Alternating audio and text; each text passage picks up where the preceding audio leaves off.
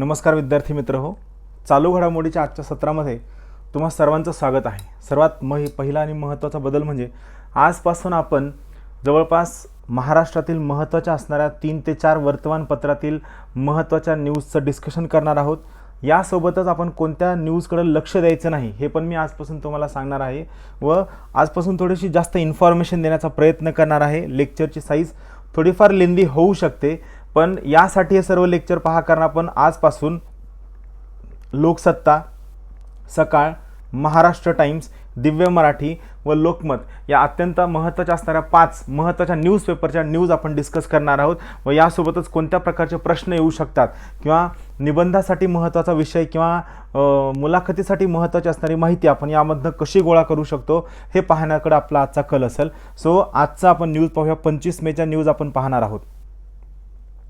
सर्वात पहिली महत्त्वाची गोष्ट, काल आपण न्यूज पाहितली होती ज्यामध्ये आपण पाहिलं होतं की राज्यपालांनी राजभवनातल्या नियुक्ती करण्यासाठी एक सेपरेट प्रशासकीय आस्थापना असावी व ही प्रशासकीय आस्थापना राज्यपालांच्या अखत्यारीत असावी व राजभवनातील अधिकाऱ्यांच्या नियुक्ती करण्यावरती राज्यपालांनाच पूर्ण अधिकार असावा अशी राज्यपालांनी विनंती केली होती। यावर खूप सर्व लोकांनी मतं व्यक्त केलेली आहेत व या सर्व मतांचा महत्त्वाचा निष्कर्ष निघतो की हा अलिखित नियम आहे की राजभवनातील अधिकाऱ्यांच्या ज्या नेमणुका आहेत या राज्यपालांच्या मर्जीनेच होतात। राज्यपालांच्या मर्जीमधीलच अधिकारी त्या ठिकाणी नेमणूक केले जातात, पण ही नेमणूक मात्र राज्य सरकार करतं। या नेमणुका करण्यावरती राज्यपालांना कोणताही अधिकार नसतो। या नेमणुका करताना राज्यपालांना अधिकार असावा असा कोणताही नियम दिलेला नाही।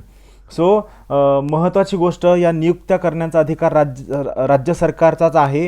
याबाबत राजभवनातील वेगवेगळे जुने अधिकारी व सोबतच माजी राज्यपालांचं मत आहे। यामध्ये खूप महत्त्वाचं मत नेमणूक केलेलं आहे जे केलं आहे उत्तर प्रदेशचे माजी राज्यपाल राम नाईक यांनी केलेलं आहे, ज्यांचं म्हणणं होतं की राज्य सरकारने नेमणूक केलेल्या अधिकाऱ्यांसोबत काम करताना त्यांना उत्तर प्रदेशमध्ये कोणत्याही प्रकारची अडचण आलेली नाही।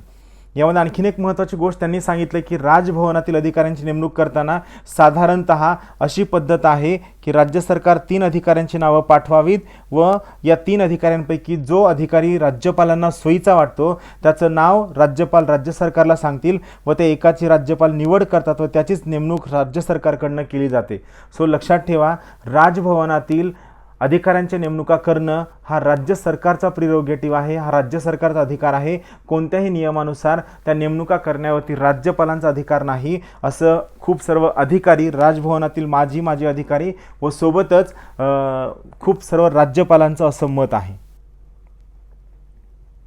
सोबत आणखीन एक महत्त्वाची गोष्ट, इथं महत्त्वाची गोष्ट मी अंडरलाईन केलेली आहे, कुठेही असा नियम नाही आहे की राजभवनासाठी स्वतंत्र आस्थापना असावी असा कुठेही नियम दिलेला नाही, हे लक्षात ठेवा। राजभवनासाठी सेपरेट ॲडमिनिस्ट्रेटिव्ह स्ट्रक्चर असावं असं कुठेही मेन्शन केलेलं नाही। दुसरं एक अत्यंत महत्त्वाचं आर्टिकल आहे, हे आर्टिकल तुम्ही सर्वांनी वाचावं। माझं मत आहे हे आर्टिकल तुम्हाला एसेसाठी अत्यंत आवश्यक आहे। मराठी निबंध किंवा इंग्लिश निबंध यामधील भाषा व यामध्ये दिलेले लॉजिक तुम्ही चांगल्या पद्धतीने समजून घ्यावे, यांच्यावरची तुम्हाला खूप चांगली माहिती टाकता येईल। इथं एक महत्त्वाचा डेटा सगळ्यात सुरुवातीला दिलेला आहे, तो डेटा आहे प्रदूषित हवा जगात दरवर्षी 70 लाख जणांचा बळी घेते, तर आत्तापर्यंत कोरोना विषाणूने घेतलेल्या बळींची संख्या आहे फक्त 3,43,800। म्हणजे प्रदूषित हवेमुळे जवळपास दरवर्षी 70 लाख लोकांना स्वतःचा जीव गमवावा लागतो। म्हणजे कोरोनाची हाईप केली असं म्हणायचं नाही आहे, फक्त महत्त्वाची गोष्ट काय की प्रदूषित हवा ही किती घातक आहे व ती वर्षभरामध्ये जवळपास 70 लाख लोकांचा जगभरामध्ये बळी घेते। सो हे पर्यावरणाच्या दृष्टीने असणारं एक अत्यंत महत्त्वाची बाब आहे, ज्याकडे बाब अधोरेखित करण्याचा या आर्टिकलचा प्रयत्न आहे। हा आर्टिकल सर्वांनी वाचा। या आर्टिकलच्या मार्फत हरित भविष्य म्हणजे ग्रीन फ्युचरसाठी जागतिक स्तरावरील महत्त्वाच्या वर्तमानपत्रांनी घेतलेली दखल यामध्ये सांगितलेले, जागतिक वर्तमानपत्रांचे महत्त्वाचे लेख व महत्त्वाचे मतं या आर्टिकलमध्ये मांडण्यात आलेले आहेत। यामधनं प्रिलिम्स किंवा मेन्ससाठी तुम्हाला डेटा मिळत नाही, फक्त निबंधासाठी अत्यंत आवश्यक असणारा डेटा तुम्हाला या आर्टिकलमधनं मिळतो। माझं मत आहे सर्वच्या सर्व आर्टिकल तुम्ही लोकसत्ताची PDF तुम्हाला जिथं कुठं मिळेल त्या ठिकाणावरनं वाचून काढावी। पुढचं महत्त्वाचं आहे लसीबाबत। कोरोनावर मात करण्यासाठी जवळपास जगभरामध्ये खूप सर्व संस्था प्रयत्न करत आहेत, त्यामध्ये ही एक न्यूज आहे। ही न्यूज एवढी महत्त्वाची नाही आहे, फक्त एका महत्त्वाच्या संस्थेचं त्यामध्ये नाव आलेलं आहे. सो माझा प्रयत्न आहे की या संस्थेबद्दल थोडक्यात माहिती तुम्हाला करून द्यावी, कारण जर यावरती प्रश्न आला तर या संस्थेबद्दल तुम्हाला माहिती असावी. ऑक्सफर्ड युनिव्हर्सिटीने केलेल्या कोरोना लसीला जवळपास 50% यश मिळाले आहे व त्यांनी टोचलेल्या जवळपास 1000 स्वयंसेवकामध्ये खूप चांगल्या पद्धतीने त्यांना यश दिसलेलं आहे. महत्त्वाची गोष्ट, ही लस ऑक्सफर्ड युनिव्हर्सिटीमध्ये करण्यात आलेली आहे. ऑक्सफर्ड युनिव्हर्सिटीच्या जेन्नर इन्स्टिट्यूट, तुम्हाला नाव आठवत असेल एडवर्ड जेन्नर, राईट, यांनी सगळ्यात पहिली महत्त्वाची लस काढली. एडवर्ड जेन्नर यांच्या नावानं असणाऱ्या जेन्नर इन्स्टिट्यूटमध्ये ही लस तयार करण्यात आलेली आहे. एडवर्ड जेन्नर इन्स्टिट्यूटच्या संचालकांचं नाव आहे ऑड्रियन हिल. नाव लक्षात ठेवा, एडवर्ड जेन्नर या इन्स्टिट्यूटच्या संचालकांचं नाव आहे ऑड्रियन हिल. व सर्वात महत्त्वाची गोष्ट, त्यांनी हे डिस्कशन करताना इंडिपेंडेंट नावाच्या वर्तमानपत्रासोबत हे डिस्कशन केलेलं आहे. व जर ही यश पुढच्या 3 ते 4 महिन्यांमध्ये खूप चांगले रिझल्ट देऊ शकली तर ॲस्ट्राझेनेका नावाची एक ब्रिटिश फार्मास्युटिकल कंपनी आहे. ही ॲस्ट्राझेनेका नावाची ब्रिटिश कंपनी या सर्व लसीचं मास प्रोडक्शन करून ही लस बाजारामध्ये उपलब्ध करून देईल. ऑक्सफर्ड युनिव्हर्सिटीने केलेल्या लसीवर जवळपास 50% यश मिळालं आहे असं त्यांनी प्रतिपादन केलेलं आहे. पुढचं महत्त्वाचं आहे इंटरस्टेट कोऑपरेशन. UPSCची तयारी करणाऱ्या विद्यार्थ्यांसाठी, खास करून UPSC मेन्सची तयारी करणाऱ्या विद्यार्थ्यांसाठी हा मुद्दा खूप चांगल्या पद्धतीनं तुम्ही तुमच्या उत्तरामध्ये टाकू शकता. मराठीमध्ये लिहिणाऱ्या विद्यार्थ्यांसाठी आहे इंटरस्टेट कोऑपरेशन. जेव्हा सेंटर स्टेट, केंद्र राज्य संघर्ष खूप मोठ्या प्रमाणामध्ये वाढलेला असताना राज्यांमधील हा सहकार्याची भावना ही भारतीय राजकीय व्यवस्थेला एका वेगळ्याच नवीन आयामावरती घेऊन जात आहे. त्यासाठी तुम्ही हा पर्टिक्युलर मुद्दा केस स्टडी म्हणून वापरू शकता. पॉलिटिकल सायन्सचे विद्यार्थीसुद्धा हा मुद्दा केस स्टडी म्हणून वापरू शकता. केरळचे डॉक्टर्स महाराष्ट्राच्या मदतीला येणार. सध्या भारतामध्ये जवळपास रोज 12,000 चाचण्या घेतल्या जातात. हा फॅक्च्युअल डेटा लक्षात ठेवण्याची गरज नाही, फक्त माहिती असावी म्हणून सांगतो. भारतामध्ये सध्या जवळपास 70 लॅब कार्यरत आहेत. या 70पैकी 40 लॅब सरकारी आहेत तर 30 लॅब या खाजगी आहेत. आत्तापर्यंत महाराष्ट्रामध्ये जवळपास 3,48,000 म्हणजे जवळपास 4 लाख चाचण्या झालेल्या आहेत. यामध्ये सरकारी लॅबोरेटरीजची कॅपॅसिटी 8,500 तर खाजगी लॅबोरेटरीची कॅपॅसिटी 10,125 एवढी आहे. लक्षात ठेवा, म्हणजे या दोन्ही ठिकाणी मिळून आपण दिवसाला जवळपास 12,000 ते 14,000 सॅम्पलचं टेस्ट करतो. या सर्व बाबींची माहिती वैद्यकीय शिक्षण संचालक तात्याराव लहाने यांनी दिलेली आहे. यामध्ये महत्त्वाची गोष्ट थोडंसं टेक्निकल आहे. जर लक्षात राहिलं तर ठीक आहे, लक्षात नाही राहिलं तर यामुळे तुमचं खूप मोठं नुकसान होणार नाही आहे. जेव्हा एखादा पेशंट हॉस्पिटलमध्ये कोरोना पॉझिटिव्ह आढळतो व त्याला ॲडमिट केलं जातं त्यावेळेस त्याला फ्लॅविट्रॅव्हियर नावाचं अँटीव्हायरस ड्रग दिली जाते. नाव लक्षात ठेवा, फ्लॅविट्रॅव्हियर नावाची अँटीव्हायरस ड्रग दिली जाते. ही जी ड्रग आहे ही सुरुवातीला दिली जाते आणि यांचा चांगला परिणाम दिसून येतो. पण जर समजा याचा चांगला परिणाम दिसला नाही व एखाद्या पेशंटनं खूप लेट ॲडमिट केलं तर त्या केसमध्ये जर तो गंभीर रुग्ण असेल तर त्याला टॉसिलिझुमॅब किंवा रेमडेसिविर नावाचं इंजेक्शन दिलं जातं. लक्षात ठेवा, फ्लॅविट्रॅव्हियर नावाची जी अँटीव्हायरस विषाणूच्या विरोधात काम करणारी ड्रग्स आहे ही सुरुवातीला दिली जाते. तर टॉसिलिझुमॅब व रेमडेसिविर नावाची औषधी ही त्या पेशंट जो गंभीर रुग्ण असतो त्याला दिली जाते. लक्षात ठेवा, महाराष्ट्रामध्ये सध्या 6 रुग्णांना मुंबईमध्ये तर 5 रुग्णांना पुण्यामध्ये प्लाझ्मा थेरपीवरती उपचार करण्यात आलेला आहे. प्लाझ्मा थेरपी म्हणजे काय याच्याबद्दल आपण सेपरेट व्हिडिओ घेणार आहोत.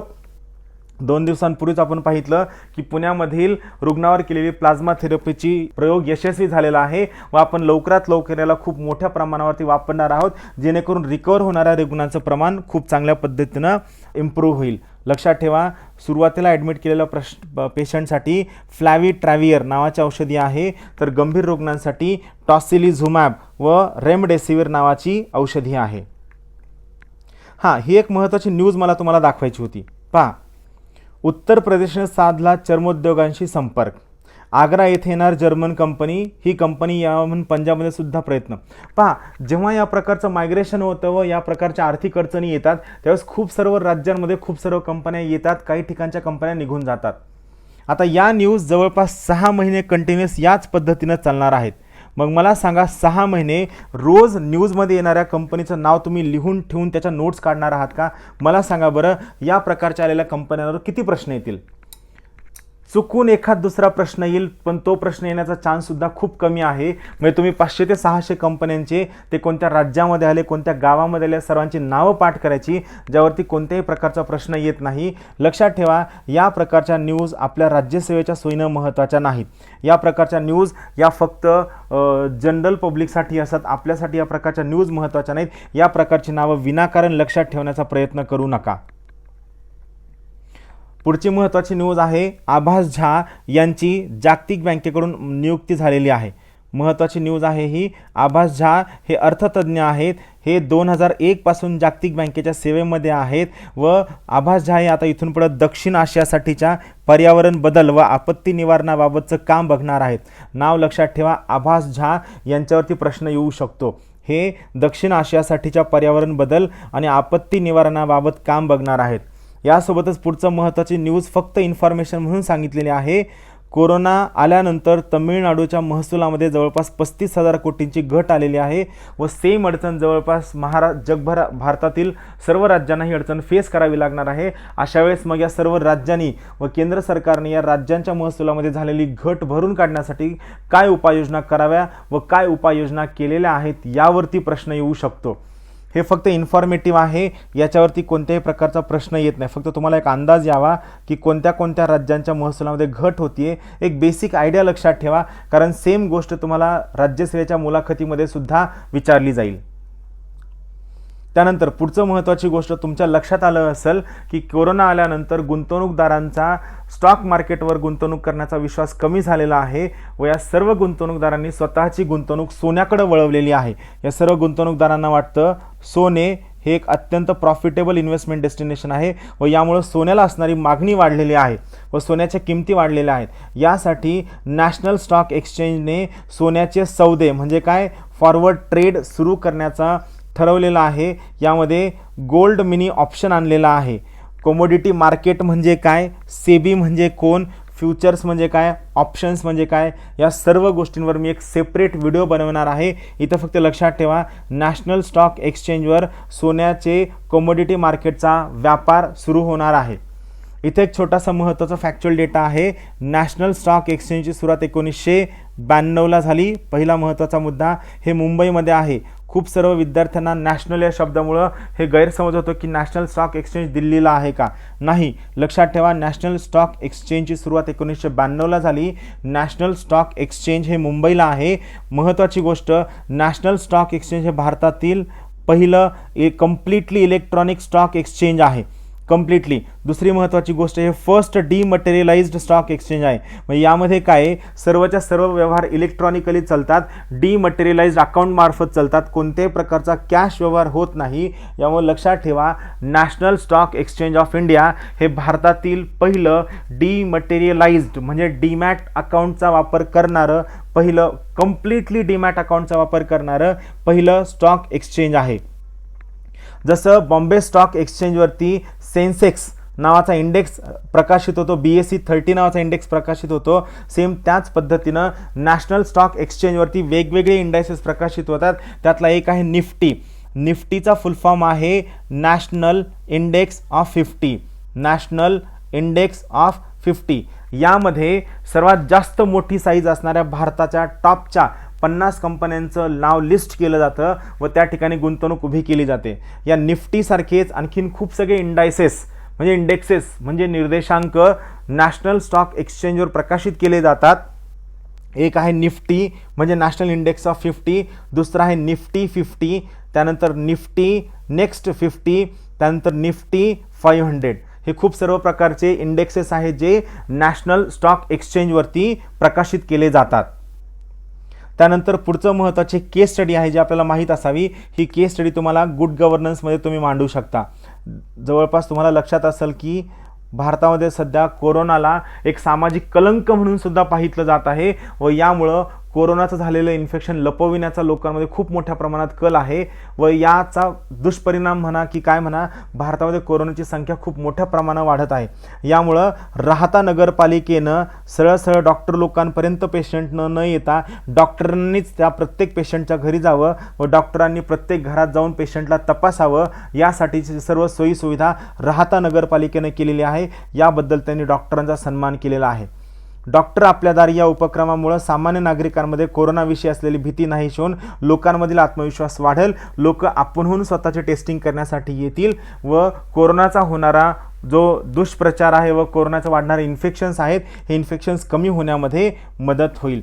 ही केस स्टडी म्हणून तुम्ही वापरू शकता. UPSC मेन्स असेल किंवा तुमचा MPSCचा इंटरव्ह्यू असेल, या सर्व ठिकाणी तुम्ही ही पर्टिक्युलर केस स्टडी म्हणून वापरू शकता. Thank you very much. आपण आणखीन असे इनोव्हेटिव्ह व्हिडिओज बनवत राहणार आहोत. हळूहळू आपण ग्राफिक्सचा व सर्व घटकांचा वापर करणार आहोत. Thank you. Have a good day.